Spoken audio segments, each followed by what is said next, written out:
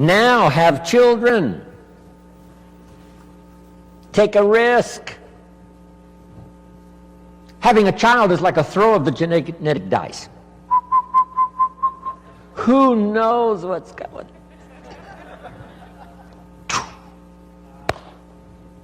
See what happens. But now a man who now wants the experience of having children must now think of ways to produce enough for himself and for his family. Someone says, why do that? Why not just take care of yourself? Because that's such a beginning way to live.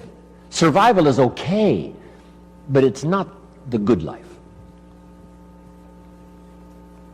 Now take it a step further. Jot this one down. A man now figures out, because he's learned now, he's experienced, and he understands what life is all about. Now he figures out how to produce more than he needs for himself and for his family. Just jot the word down, more. Keep thinking more. How could I produce more than I need for myself and for my family? Someone says, why do that? And the answer is to live a higher life. Because now you can be generous. Now you can support worthy projects. Is that it? No. Here's the next one. To produce much more than you need for yourself and for your family. Someone says, why do that? And the answer is to live this higher life.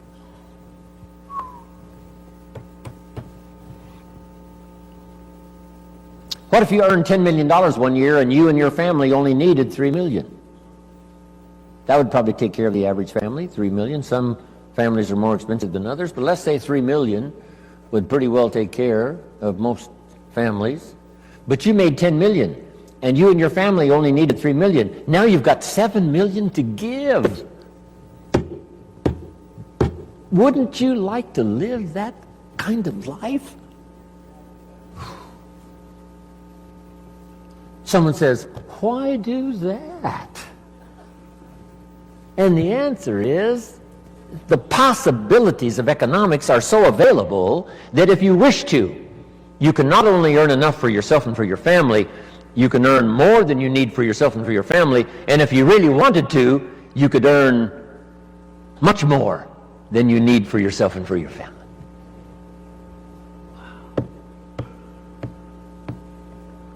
Is that it? Let's take it one step further. Just jot this phrase down. Figure out a way to earn far more than you need for yourself and for your family.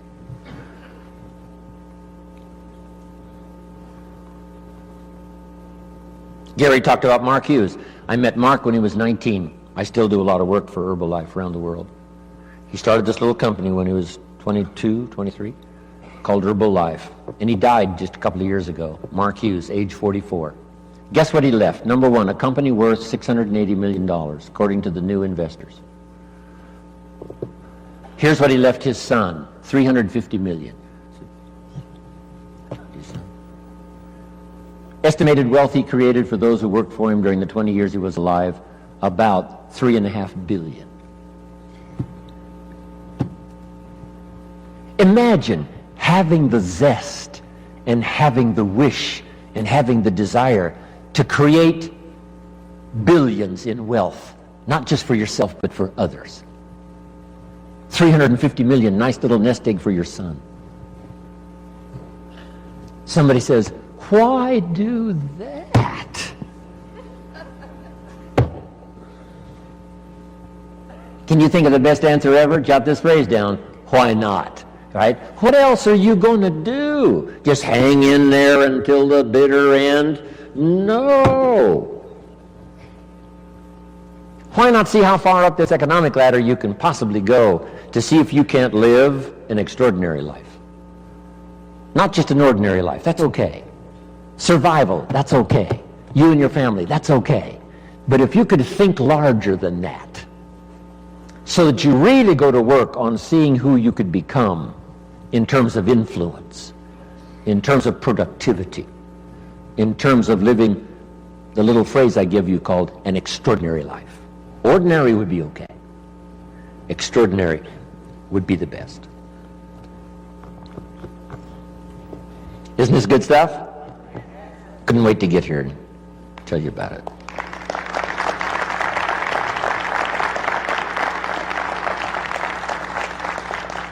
I could hardly wait to hear what I've got to say today.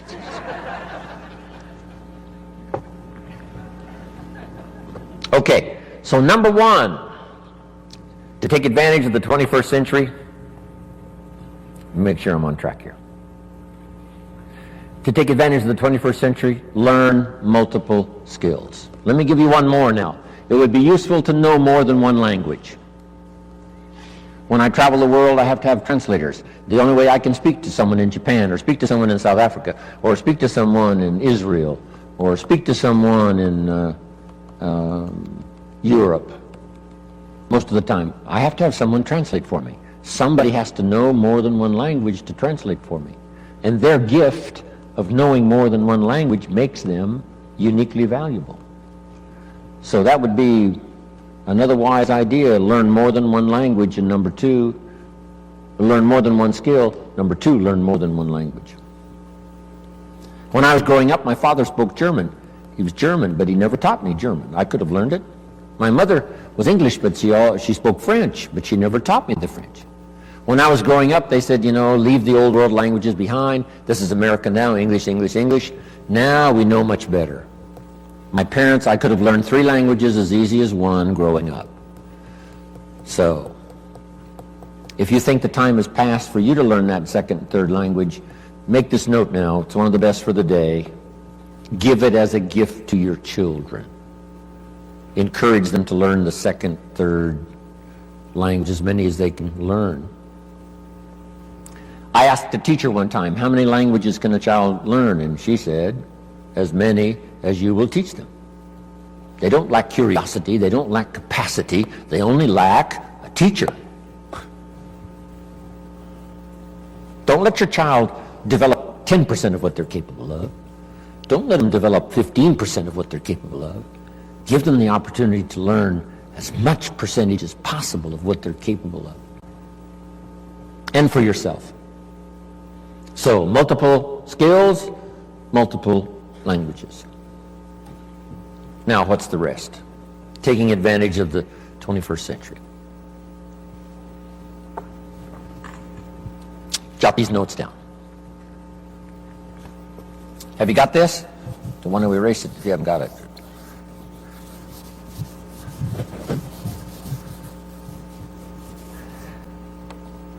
I've got 5 key things to talk about during my presentation for the day. 5 good basic ideas. These are called basics, fundamentals. And it's interesting that I only have 5. How many fundamentals are there to anything? Here's a good phrase, just a few, meaning anybody can learn them. There's just a few fundamentals to being healthy. If someone says, I'm going to teach you the 50 fundamentals to good health, you say, well, that doesn't make sense. There's not 50 fundamentals to have good health. There's just a few. 6, 7, 8, that's about it. If you want to learn to play basketball, you got to learn the fundamentals. How many fundamentals are there to the game of basketball? Just a few. 5, 6, if you become extremely gifted, maybe 7, 8, that's it. That's it. Now here's what's interesting also about fundamentals and basics. There's no new ones. I mean, this stuff's been around for a long time. So beware of someone who says we've got new truths. Say, no, truth is old. It can be, more of it can be discovered, but there's no new truth. If someone says, I'm manufacturing antiques, wouldn't you be a little suspicious? Say, no.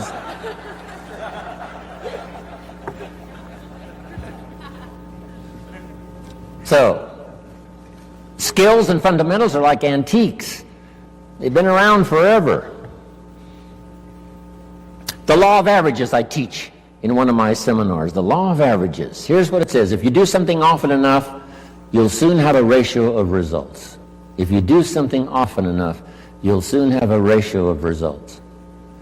If at first you talk to 10 people, get 1 to say yes. That means you're getting 1 out of 10. Talk to 10 more, get another one. Talk to 10 more, get another one. Talk to 10 more, get 2 instead of 1. Why is that? You're getting better. The law of averages works for anyone. One we've learned for a long time. Here it is. It doesn't ever change. Whether it's a church or a business, 20% of the people do 80%, 80% do 20%.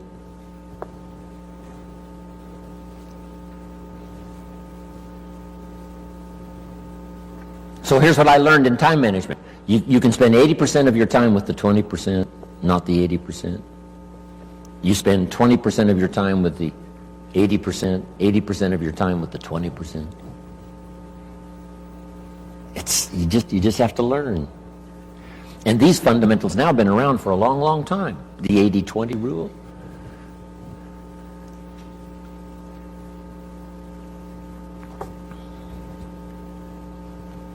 We bring products, tapes, books, videos, right? Things to buy for your ongoing education. We bring books and tapes and CDs, and we bring all that stuff for how many people? You say, well, you'd bring enough for 100% of the people. No. No. No. 20%. You bring all the stuff for the 20%, not the 80%. Isn't that fascinating? 20%.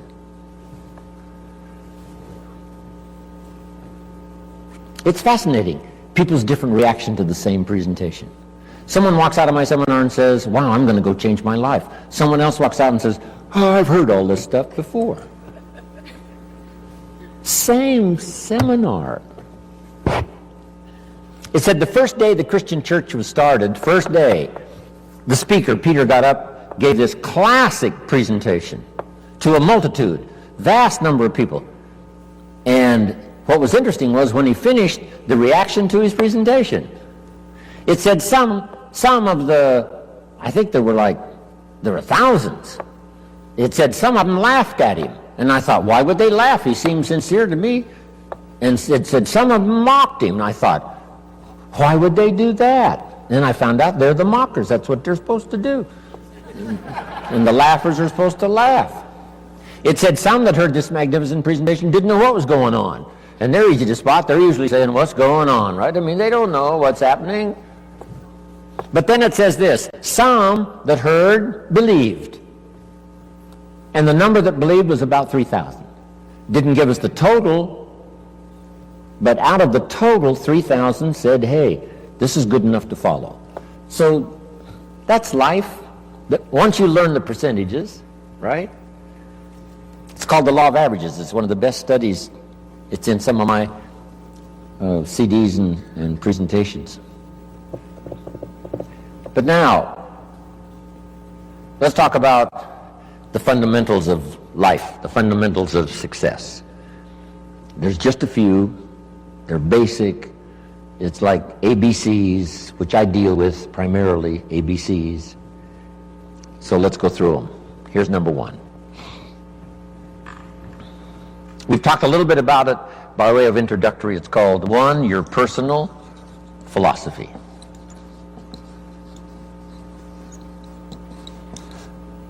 Philosophy is a big subject. Political philosophy. Here's what the communists taught, because I have to deal with it when I go to Russia. The communists taught, capital belongs to the state, not the people. We've taught all these years what? Capital belongs to the people, not the state. Wow, what a difference in economic philosophy. The communists said, people are too dumb and stupid and greedy to know what to do with capital.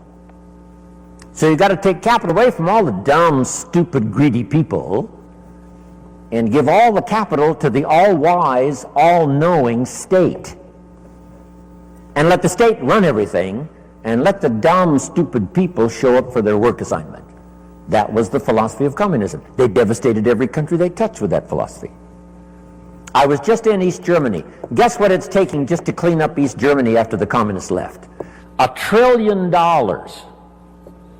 They've spent $500 billion already, and they got another $500 billion to go, just to clean up one country devastated by such a philosophy. Capital belongs to the state, not the people. Wow. The consequences of philosophy are unbelievably either on the good side or on the bad side. Now, personal philosophy. You know, there's religious philosophy and spiritual philosophy, and there's economic philosophy and social philosophy. Okay? Economic, political, all kinds of philosophies, right? Where did we come from, and where are we going, and what is the meaning of life? Right? Philosophy is a big tent with many different divisions. But the one I want to talk primarily about today, and then expand from that, is your personal philosophy. So jot this down, one of the best notes for the day. Each person's personal philosophy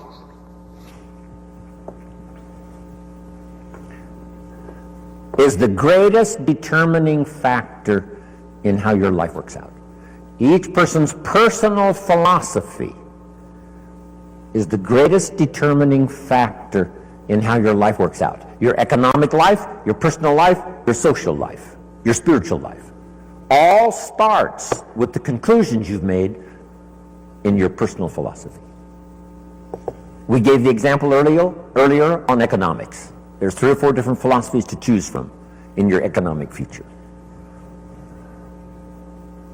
Now make this note. Personal philosophy is like a guidance system. A guidance system. And it has to start early. When a child goes to school, they've got to have a pretty good guidance system working. And this guidance system does just 2 things primarily. Here's number 1. This guidance system helps you to see the dangers over here and try to minimize those or eliminate some of those. That's one of the first orders of human existence, is to learn early where the dangers are so they don't swallow you up, don't devastate you economically, socially, personally, or lose your life.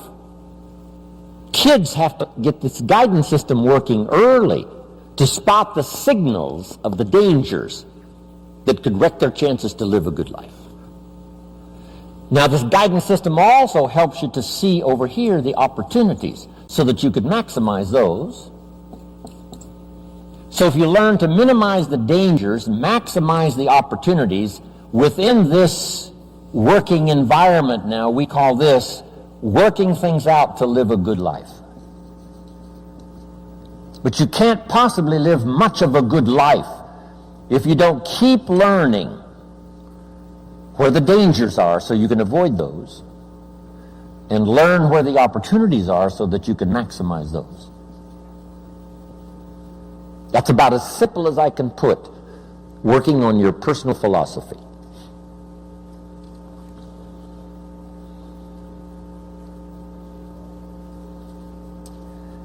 Now, why is it this way? Why is life both danger and opportunity? Here's the best advice I can give you. The storyteller probably gives us, more to think about than in detail. But here's what it seems like. And that's one of the best phrases to use if you're going to make your studies and try to come to some good conclusions. It seems like God wished to create for the humans he made a great adventure. Seems like. According to the storyteller, it seems like God wished to create a great adventure for the humans he created. That's the best explanation I've got, seems like. And it seems like God's always wanted some kind of adventure. It said when he was alone in heaven, according to the storyteller, he created all these angels. That must have been fun. Doesn't say how long it took. Doesn't say how many. But evidently, He sought adventure. Part of the adventure, I guess, in those early times before the creation, was in heaven with the angels he created. Now then, he also creates an angel that's the best and the brightest of the angels, called Lucifer. And so begins, according to the storyteller, one of the great adventures of all time. And along the way, the idea occurred to Lucifer that he could take over God's place, become God in his place. And he persuaded, according to the storyteller, he persuaded a third of the angels to go with him on this insurrection. So begins an unbelievable adventure. Seems like that's what God wishes. Some great adventure. Not just sit up there and float around on a cloud. Create some angels, create Lucifer. Lucifer persuades a third of the angels to go with him in insurrection. Now they lose out, and uniquely enough, according to the storyteller, God doesn't kill them all.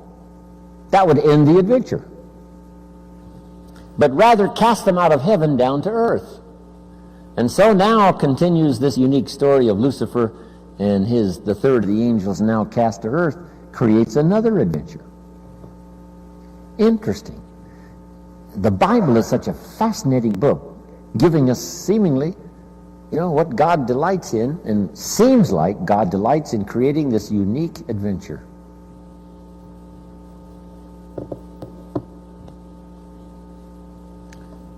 One of the ancient stories says God and Satan were talking things over one day. I thought, well, that doesn't seem possible. But the storyteller says they're looking down on the earth and they're talking things over. I thought, wow, that's remarkable. God and Satan getting together and talking things over. Now, the storyteller doesn't give us many details, so we've got to use our imagination. And on this particular occasion, God got to bragging on one of his favorite creation, his favorite persons, called Job. He said, Job and I have got this great friendship going. Job and I, we walk together. Job and I plan the future together. Job, Job, Job. Finally, Satan had it up to here with Job, Job, Job. And he said, yeah, God, Job, you've got a wall built around him. I can't get to him. God said, well, what would you expect? He's my favorite person. Of course, I got a wall built around him. Now, they're having this conversation. It's fascinating. Storyteller says, Satan gets this bright idea. Said, hey, God, let's try this. God said what? If you'll take the wall of protection down from around your favorite friend Job, he said, I promise you within a short period of time, your favorite friend will curse you to your face. God said, no, he'd never do it, not in 100 years, no matter what. Satan said, well, how are we going to know? Would you like to make a wager? It doesn't give us the details of the wager. But the storyteller says God picked up the bet and said, okay, let's try it. I'll take the wall down from around my special friend Job. You do your best. I promise you, no matter what you do, he'll never curse me. Satan said, the bet is on. According to the terms of the wager, God did take the wall down from around his special friend Job, and Satan then does one of his all-time famous numbers. According to the storyteller, first Satan took his wealth, stripped him of his wealth. Satan said, that'll do it. Where's your friend God? He didn't curse God. Satan said, well, number two, took his health. Below number two. Surely now he'll curse his friend God. No. Below number three, and the worst, took his family. His health, his wealth, and his family. Gone. Satan said to God, here's where he does it. And sure enough, Job's wife comes along and says, Job, looks like your friend God has long forsaken you. You might as well curse him and die. And Satan said, here's where he does it. And God says, well, he hasn't talked yet. And while they both listen, Job says, never would I curse my friend God no matter what happens. God said, I knew it. I knew it. And picked up the bet. Whatever it was, doesn't tell us. Isn't that a fascinating story? Now, I say all of that to illustrate this. It seems like God delights in great adventure. And the only way to have great adventure, it seems like, is to have both danger and opportunity, and us with the possibility of figuring it out. Jot this down. Now, it's a nice little list. On one from other people is to just pick up the signals. Part of it is by sight. Here's a good watchword for the 21st century. Pay attention. No use falling into the same trap somebody else fell into. No use living a mediocre life like somebody else has chosen. Take a look and say, is that what you really would like? Say, no. Here's somebody that never read the books, never made the changes. There was a class and they didn't take it, a skill and they never learned it, a discipline and they never tried it.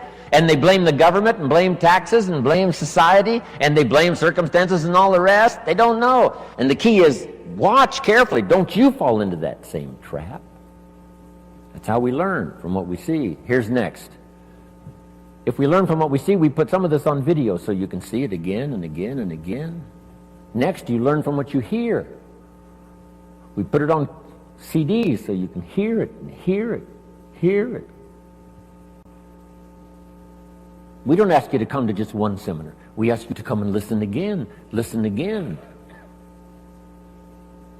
Here's what the early Christians were taught. Don't neglect the assembly. When we call an assembly, do your best to be there. Because you never know which of these assemblies is going to change your life forever. You'll never be the same again. And you can't pick the one that's going to totally change your life. You just have to do like all of you I know do. Consistently go, consistently go, consistently go, consistently take notes, consistently go to seminars and lectures and all of the rest, because some of them will be life-changing. Maybe this one will be for some of you. The time is right, the words are right, the ideas are right, the moment is here.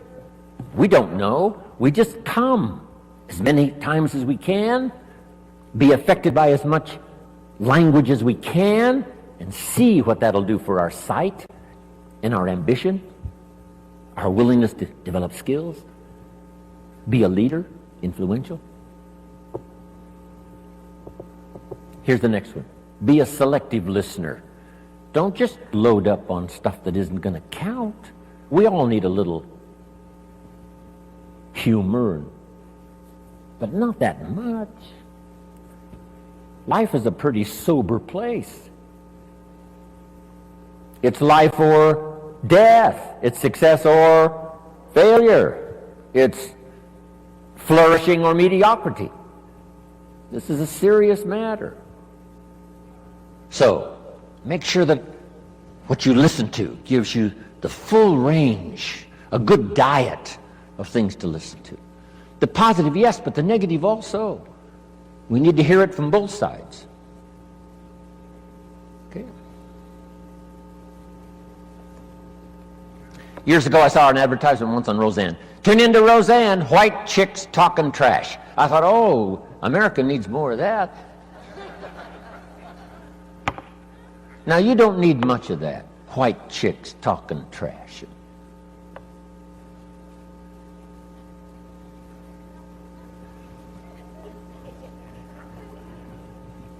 Here's a good note. This is a good one.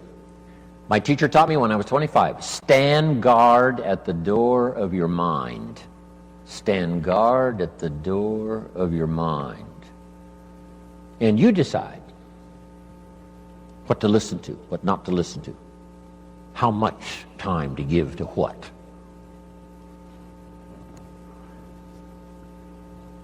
Now, the third one is important, and when we come back this afternoon, we'll continue it. But here's number 3. Read all the books.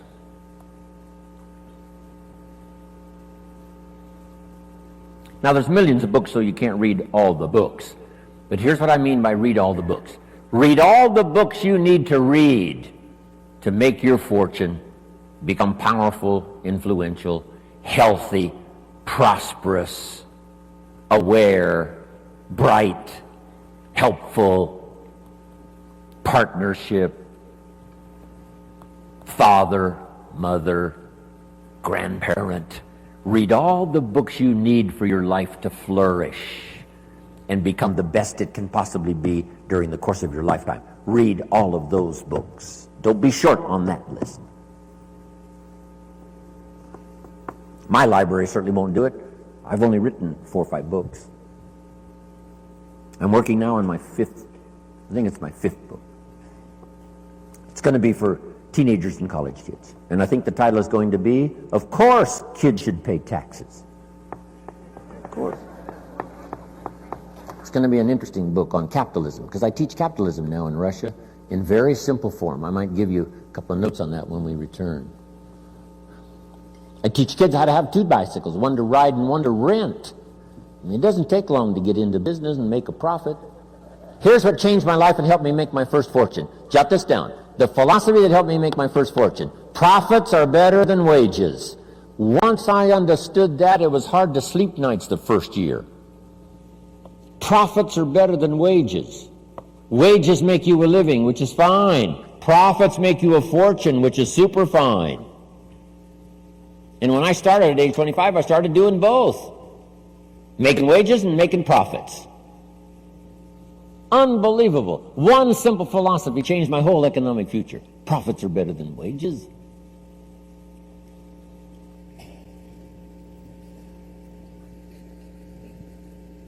Read all the books necessary. Now I'm going to give you some that started my library. I've got one of the best. If you saw it, you'd be impressed. Haven't read everything in my library, but I feel smarter just walking in it. Right. Okay, Gary, where are you? Enough for the first go-around here. We'll be back this afternoon with some more. Thank you for your patience. Appreciate it very much. God bless. Amen. Ladies and gentlemen, Mr. Jim Rohn. Wow, thank you. Thanks, Gary.